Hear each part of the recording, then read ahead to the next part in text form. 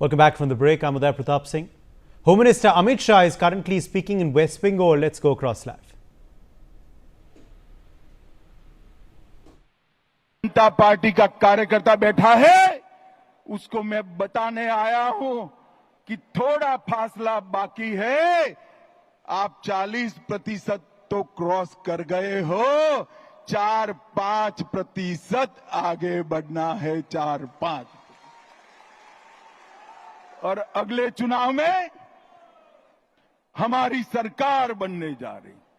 भाइयों बहनों, मैं आपको विश्वास दिलाता हूं, 17 में मैं पार्टी का अध्यक्ष था, तब मैंने कहा था यहां हमारी सरकार बनेगी, और आज वो दिन नजदीक आ गया है। 26 तक दिन रात एक कर हर एक बंगाल के मतदाता के पास जाइए और नरेंद्र मोदी का और भारतीय जनता पार्टी का संदेश लेकर जाइए। पूरा देश चाहता है कि यहां देशभक्तों की सरकार बने, तुष्टीकरण वालों की सरकार न बने। ये ममता दीदी ने सोनार बांग्ला का स्वप्न तहस नहस कर दिया। भ्रष्टाचार, घुसपैठ, महिलाओं पर अत्याचार, हिंदुओं के साथ अन्याय, इससे इनकी राजनीति चलती है। भाइयों बहनों, ये ममता दीदी ने इनके शासन में एसएससी भर्ती घोटाला हुआ, पशु तस्करी घोटाला हुआ, डियर लॉटरी का घोटाला हुआ, कोयला घोटाला हुआ, मनरेगा घोटाला हुआ, प्रधानमंत्री आवास में घोटाला हुआ, राशन घोटाला हुआ, मिड डे मील में घोटाला हुआ, केंद्र के फंड हड़प कर लिए गए, नगर पालिका भर्ती घोटाला हुआ, गोरखालैंड टेरिटोरियल एडमिनिस्ट्रेशन का घोटाला हुआ, गाय की तस्करी का घोटाला हुआ। हजारों करोड़ रुपया बंगाल की जनता का एक तृणमूल कांग्रेस की सिंडिकेट को भेंट चढ़ गया। मैं आज सभी कार्यकर्ताओं को पूछने आया हूं, ये पैसा सिंडिकेट का है या बंगाल की गरीब जनता का है? मुझे बताइए, ये सिंडिकेट का है क्या? जोर से बोलिए, सिंडिकेट का पैसा है। मोदी जी जो पैसा भेजते हैं, सिंडिकेट की भेंट चढ़ना चाहिए क्या?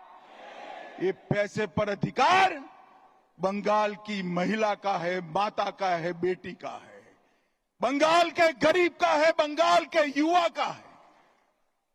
कलकत्ता के बाजार में युवाओं की नौकरी बिकती है, इनके घर से इतना पैसा पकड़ा जाता है कि गिनने में 27 मशीन थक जाते हैं, मगर पैसा खत्म नहीं होता है। भाइयों बहनों, इस सिलसिले को बंद करना पड़ेगा। मुर्शिदाबाद में अभी हिंसा हुई, हमारा गृह मंत्रालय कहते कहते थक गया कि बीएसएफ को बुला लीजिए। हम नहीं बुलाएंगे, क्योंकि बीएसएफ आती तो हिंदुओं की रक्षा करती। फिर हमारे कार्यकर्ता हाई कोर्ट गए, हाई कोर्ट के ऑर्डर पर बीएसएफ आई और हिंदुओं को बचाने का काम किया। ममता जी, आपके नेताओं ने वो बीएसएफ को गाली बोला और आपके नेता वहां खड़ा रहकर दंगाइयों की हौसला अफजाई करते रहे।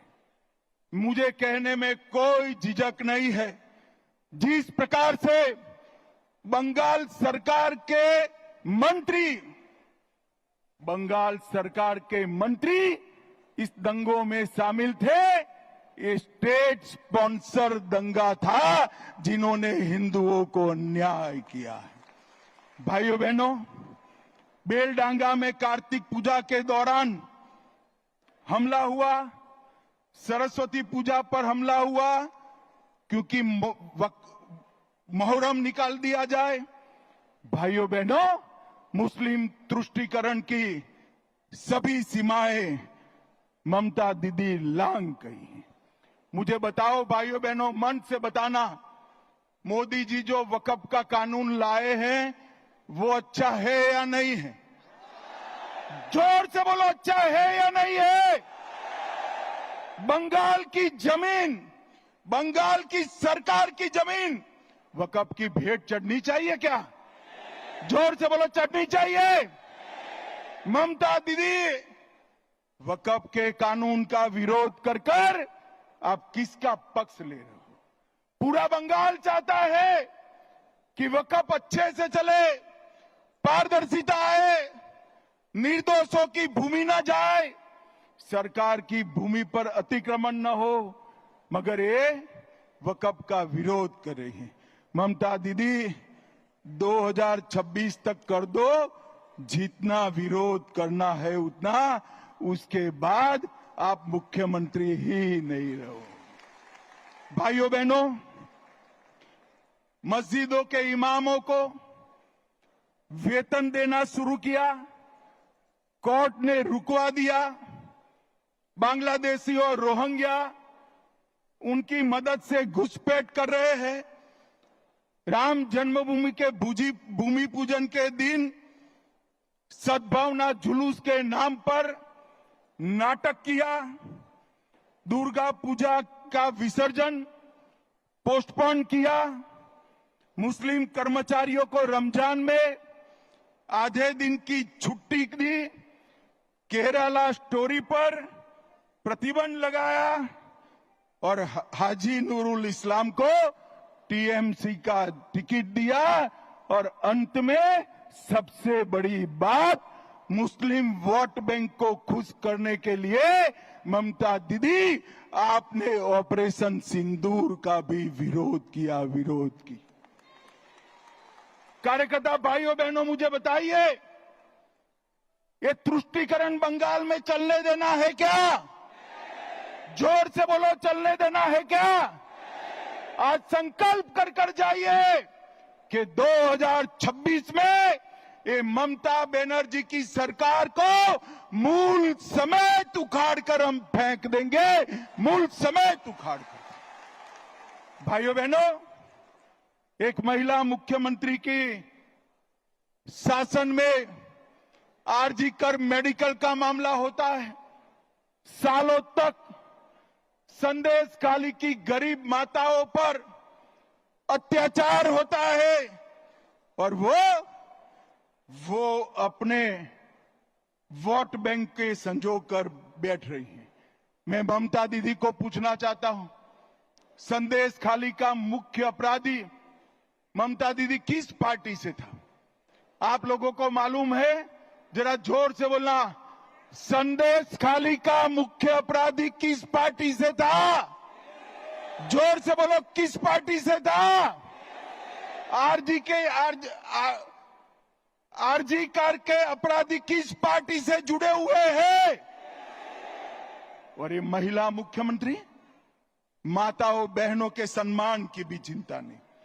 एक ऐसा शासन है जिसमें आदिवासी, कुड़मी, राजवंशी, कोच, मतुआ, गोरखा, कायस्थ, आगोरी, मछुआरा कोई खुश नहीं है।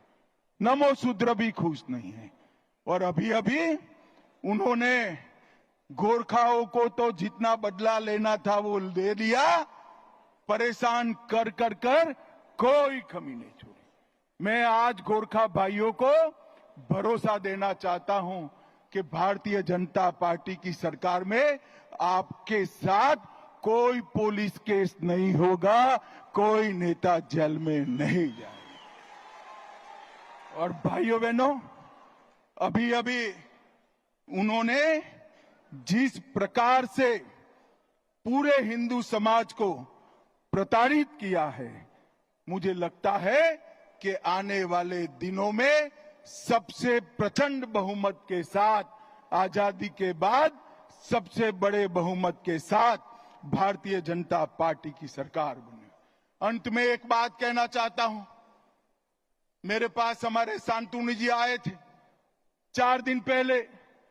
उन्होंने कहा, अमित भाई, सारे हिंदू शरणार्थियों को मतदाता सूची से काटने का नोटिस मिल रहा है। मैंने शांतनु जी को कहा है, डरिए मत, जिसको नोटिस मिले सीए का एप्लीकेशन करा दे, मैं उनको नागरिकता देने का काम करूंगा। ममता की नोटिस से किसी को डरने की जरूरत नहीं है। मोदी जी ने सीए का कानून इसलिए लाया है कि हमारे शरणार्थी भाइयों को मताधिकार मिले, अधिकार मिले। और ऑपरेशन सिंदूर में हमारी बहन के पति को मौत के घाट उतार दिया, उसको 2 दिन में हमने नागरिकता देने का काम भी समाप्त कर दिया। भाइयों बहनों, अंत में मैं ममता जी को एक सवाल करना चाहता हूं। ममता जी 10 साल तक आप केंद्र में सत्ता पर रही, 15 साल से मुख्यमंत्री है, यूपीए के साथ बैठी है, इंडिया अलायंस का हिस्सा हो। 10 साल सोनिया मनमोहन की सरकार में आपने बंगाल को क्या दिया?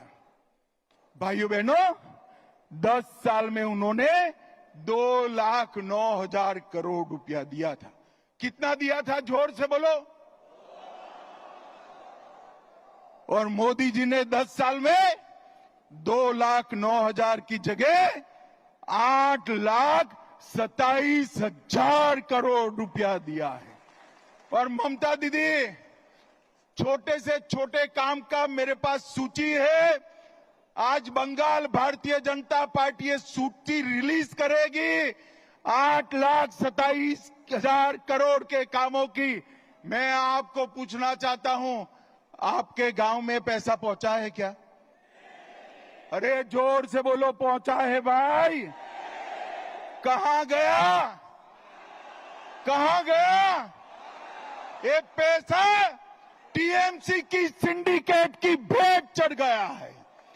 मोदी जी 50 लाख करोड़ भेजे तो भी नहीं पहुंचना है। आपको बंगाल की जनता को मोदी जी का पैसा अगर प्राप्त करना है तो कमल फूल की सरकार लानी पड़ेगी, कमल फूल की सरकार। और इसलिए अंत में मैं पूरे बंगाल की जनता को, सभी को 2 हाथ जोड़कर विनंती करने आया हूं। देश की सुरक्षा के लिए, घुसपैठ रोकने के लिए, भ्रष्टाचार को हटाने के लिए, माताओं बहनों को सुरक्षित करने के लिए और हिंदुओं को निर्भय करने के लिए यहां कमल के निशान को मौका दो। हमारे मोदी जी को एक मौका दीजिए, एक मौका दीजिए। मुझे बताओ सभी कार्यकर्ताओं, आज से 26 के चुनाव के काउंटिंग तक दिन रात अहर्निश हम काम में लगेंगे क्या? अरे जोर से बोलो, पक्का लगेंगे। हम एकमुश्त एकजुट होकर ममता की सरकार को उखाड़ फेंकेंगे। तो मेरे साथ दोनों हाथ उठाइए, उठाइए दोनों हाथ, विजय के संकल्प की मुट्ठी भींचकर राम का जयकारा लगाइए। जोर से बोलिएगा, जय श्री राम, जय जय श्री राम, वंदे वंदे वंदे। आप सभी को नमस्कार, प्रणाम, धन्यवाद। Meanwhile, in some tragic news coming in from Assam, a dead body